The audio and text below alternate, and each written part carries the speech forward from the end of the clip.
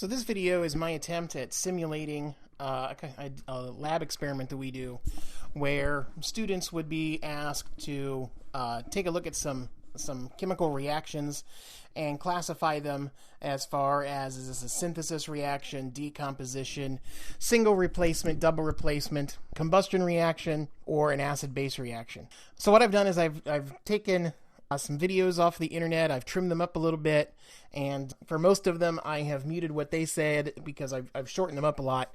There's one of them I will let the gentleman talk about what's going on there. So without further ado, let's talk about our first reaction, the burning of magnesium ribbon. They're using a candle flame to ignite it. The ribbon is of course right here, and they got a pair of pliers. So let's take a look at that. So you see, you put the magnesium ribbon, it doesn't light exactly that fast. I trimmed it up a little bit. It takes a lot of activation energy in order to get that going. It puts off a lot of light. It's light that you can't even look at because it puts off ultraviolet light, and they don't even want you looking at the ultraviolet light. And so there you see the magnesium oxide there in the little crucible. It's a white substance at the end of that. So the magnesium has combined with oxygen out of the atmosphere. All right, so you'll be following along on your lab report and filling in what types of reactions these are and asking various questions about them. Our next reaction, you take some sodium carbonate and some acid, hydrochloric acid in this case, and I've got it to the point where they've already put the sodium carbonate inside the Erlenmeyer flask there. There's actually two different types of reactions that are going to happen here, and it's the visual one that we're interested in. It's this heavy effervescence and bubbling that you're going to be classifying on this one. So you see when the acid is added, is reacting with that sodium carbonate, producing that heavy effervescence there. In our next one, the gentleman does pretty good description here of what's happening. He has a beaker of copper sulfate here, a solution, and then iron nail. And so I'm going to let him take over on the description of what's happening. The iron nail into the solution for a few seconds, a reaction takes place. The nail soon becomes coated with a pinkish brown deposit. So what's interesting about this is a lot of people get this confused, and he'll mention it too. A lot of people see that and they think it's rust. It's not rust. You can actually take a paper towel, you can wipe this off, and you'll see here what's going on here in just a second. When this is mentioned in common entrance questions, the mention of a brown solid in conjunction with iron often leads candidates to think that this brown deposit is rust. However, this is not correct. Iron, being more reactive than copper, displaces the copper from the copper sulfate solution. The brown coating on the nail is copper. If this reaction is left to proceed for several hours, a large amount of copper is displaced. So when we do this, I must use like copper chloride or something. I'm not sure what I use. But the longer this goes, the solution does not turn green. It actually starts to clear up a little bit because the iron from the nail is going into solution, and it's going to produce a clear solution. In this case, he's using copper sulfate, and the iron sulfate forms this green color.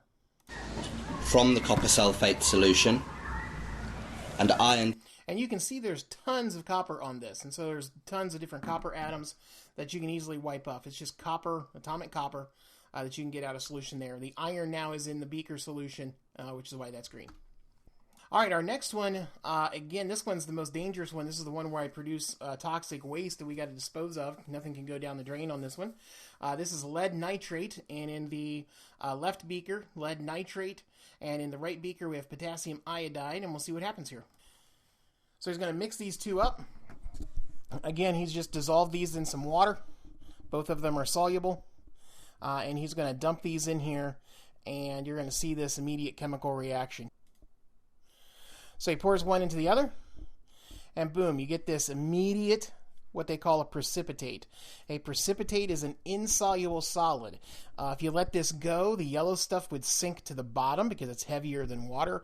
You could filter this out. And this yellow stuff is lead iodide, and you can actually use that as a paint. It's a lead-based paint. And you'll swish it around here, and you'll see there it is, coating it.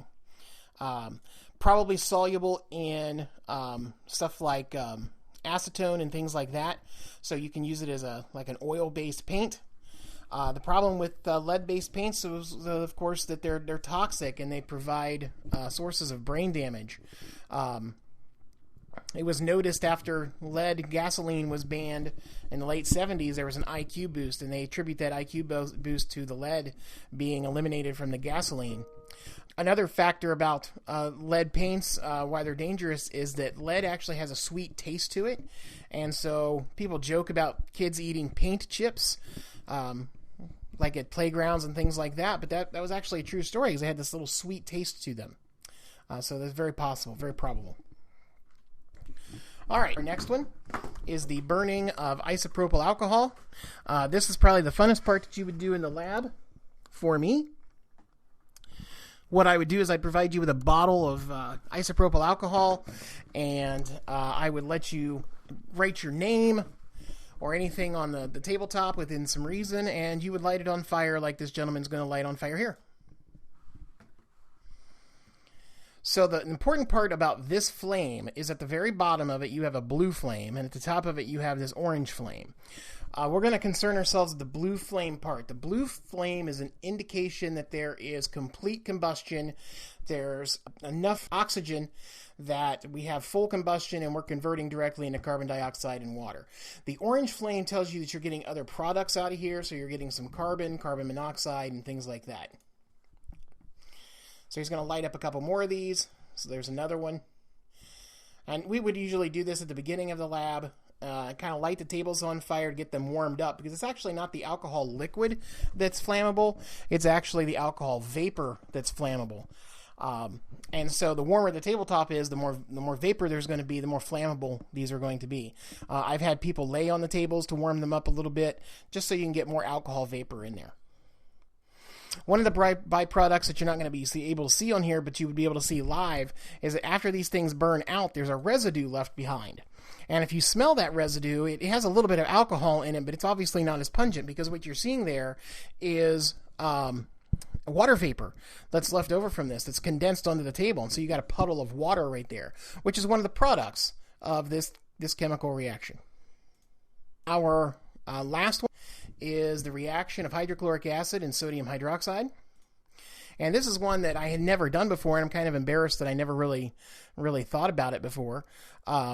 You have hydrochloric acid and sodium hydroxide on each side, and they've chosen to use what's called universal indicator. And so universal indicator looks different in acids and bases and neutral substances. So the universal indicator in the acid appears to be this fuchsia reddish pink color, and they're going to add it over here to the sodium hydroxide, and you get this purple color, and it shows you that it's a base. And so you know that you now have an acid and a base together. So they're estimating the pHs there of being less than 3, greater than 11. Now they're going to mix these together, and the acid and base will neutralize because they're equimolar. And so we got a complete chemical reaction here. I'm going to blot out the chemical equation down there at the bottom, but the evidence there of the green color,